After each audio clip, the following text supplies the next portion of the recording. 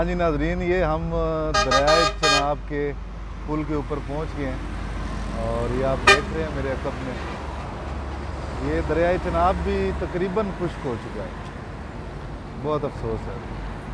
दरियाए झेलम आपको दिखाया था इससे पहले, वो भी खुश्क था, और ये दरियाए चनाब आप देख रहे हैं ये भी जो है ना खुश्क हो। देखें इतना खुश्क है दरिया के, ये